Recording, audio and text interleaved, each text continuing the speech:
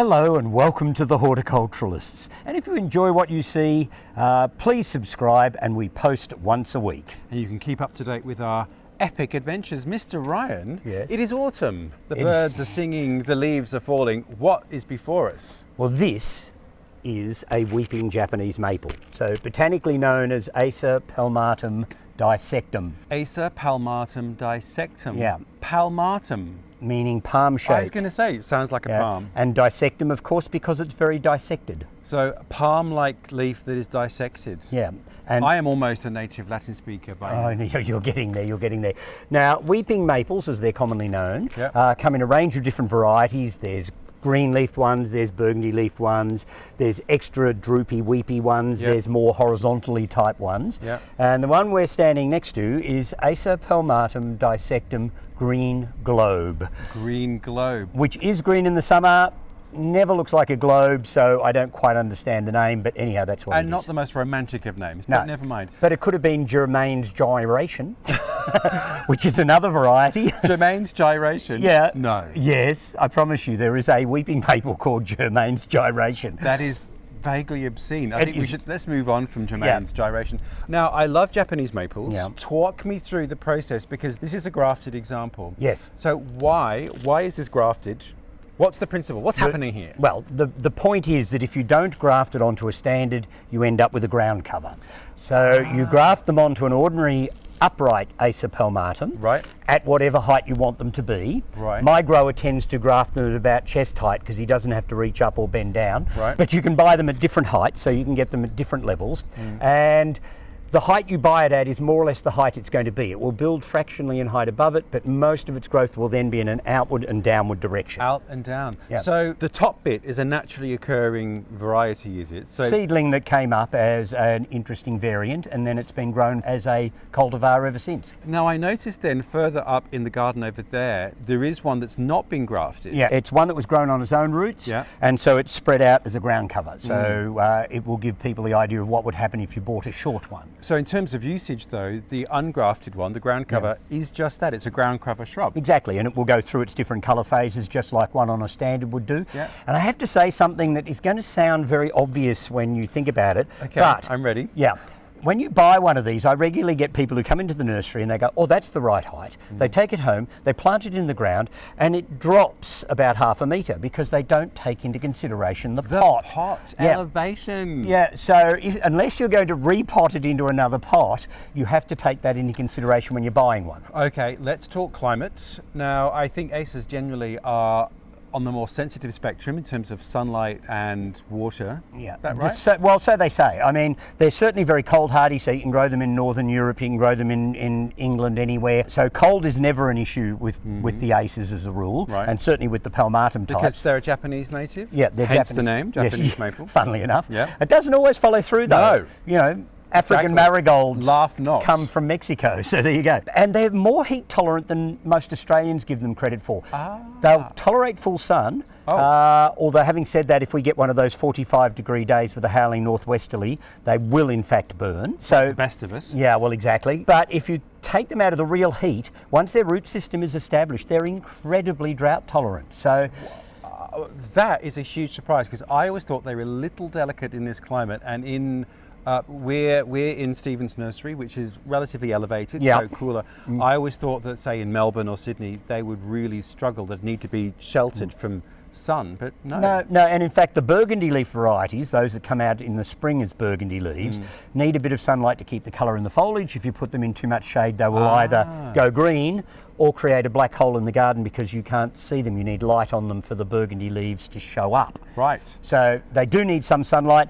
Morning sun, probably I would avoid the sun from sort of about midday through to about 2, maybe 2:30 in the afternoon if possible. Late afternoon sun is also fine. So just keep them out of the sun for that really hot part of the day and keep them out of the hot winds. Yeah. And I was noticing with the ground cover version over there, which we showed, what's the reach of one of those going to be? So in terms of where you might put it in the garden, what would you expect in terms of its All right. spread? Well, of course, it does depend to a certain extent on how long you anticipate living. That comes forever. Forever. Well, Immortal. I might add, people often buy these and plant them as a pair on either side of a set of steps. don't go there, because all you end up doing is allowing these things to come in and you can't get down the stairs. Right. And although maples can be pruned, they have to be done judiciously, so you don't end up with sort of flattened sides. You don't trim them. You prune carefully so that you don't show off what It's you've more, done. more sculpture than pruning. Definitely, Tricky. yeah. So best not to. Best not to. So you need to give that enough space, and like that's probably what 3 meters across. You can with some varieties, and that's the other thing. You need to talk to a grower who knows their weeping maples, because some of them are quite literally very weepy and they'll come down quite close to themselves. Others tend to be more like an open umbrella shape, so you need to know which one you're working with, or in fact the spot you're going to plant it in, so that you can buy appropriately. Because actually, funnily enough, quick reveal, you actually were selling one of these earlier on when we first Yeah. arrived, and you did tell the people who were buying it, don't plant it right next to the edge of the border or right next to a path, because it does go out and down. Yeah. You've got to give it the space. And you're only going to know what it's going to do by talking to an expert like yourself. Well, exactly. Or If you- buying it from someone who knows what they're doing. Yeah, exactly. If you buy it from somebody who's a grower or is a long-term nurseryman, or nurserywoman, of course, who knows their stuff, then in fact you'll get the right advice on what this variety will do. But having said that, I mean, if you look at this one, you can see that this one is a fairly horizontal type plant. So Yeah. it's not going to be one that comes straight down. So Green Globe is going to need quite a bit of space. Yeah. I mean, I've got one in the nursery here that was planted here in 1984. It's now covering an area, I would say, of about 3.5 meters. So you can imagine that's quite a large area it's covering. 3.5 meters is the equivalent of, Well, about 10 to 12 feet. I was going to say it's about 12 feet. Yeah. So quite a big area. That's a big spread. Yeah. Now, second thing is then, I've often seen acers in large pots, so Yeah. as specimen plants. Is that the same for these grafted weeping ones? Oh yes, in fact they make fantastic tub specimens. As long as you keep them reasonably well watered and you keep them fed, and I generally use a slow release fertiliser once a year, which seems to be enough. Yeah. They're not heavy feeders. Yeah. And then once the tree starts to show signs of stress from root bounding, yeah, then in the winter you roll it out of the pot. You wash some of the potting mix away, and then you do a bit of root pruning, probably thin the roots by about a third, and then repot it into the same size pot with new fertiliser, new potting mix, and away you go again. So how often would you need to do that? I would say every 4 to 5 years Yeah. would be generally enough, but the tree will tell you when it needs to be repotted and pruned. This is another question of how long you're expecting to live. Yeah. We have some big questions to answer here, Yeah. Mr. Ryan. They are so beautiful. And I guess there is a myriad of different autumnal colours. I mean, it's the whole Yeah. point that they've been hybridised to Yeah. get different colours, different forms. You get the shape, you get the spring summer foliage colour, you get the different autumn colours on them. So it is a matter of selecting the type that you want for your own garden. And I have got to say there is something else I need to discuss very briefly. Okay. And it's a bit crass. What have I done? Nothing. When I say vulgar, I'm talking cost. And people need money. money. People need to appreciate Mr. Ryan. how expensive some of these things are and Okay. why. Okay, tell us why. All right, the understock that this is grafted onto, Yes. or at least by the nursery person, Yeah. is probably 6 to 8 years old from seed. Okay, So you've that's got a commitment. Yeah, that's a big commitment.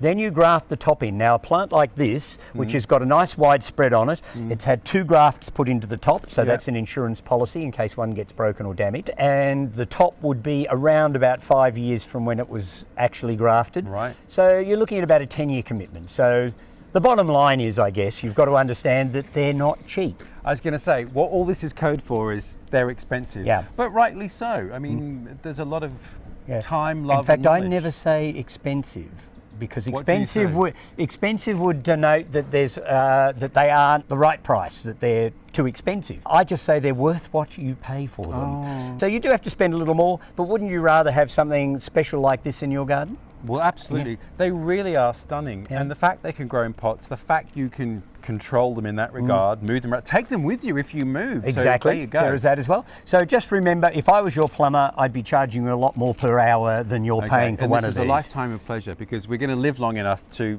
trim the roots at Yes, least 3 exactly. more times. Exactly. Well, Mr. Ryan, thank you. This is beautiful. They are gorgeous. Now, of course, is the time to see them in their autumn foliage. I Yes. guess if you wanted to see them in their spring foliage, you'd be shopping for them in spring. Funnily enough, yes. But autumn is a good time to shop for them, apart from the fact that you can see them in their autumn colours. it's the time of year when you would consider planting them anyway. Good time to plant. But thank you for watching. We do post every week, so do subscribe to keep up with our horticultural adventures. Mr. Ryan, what could we be doing next week? Who knows? We could be anywhere doing anything. We could. But In in the meantime, thank you very much for watching, and we'll see you next week. yes, goodbye all.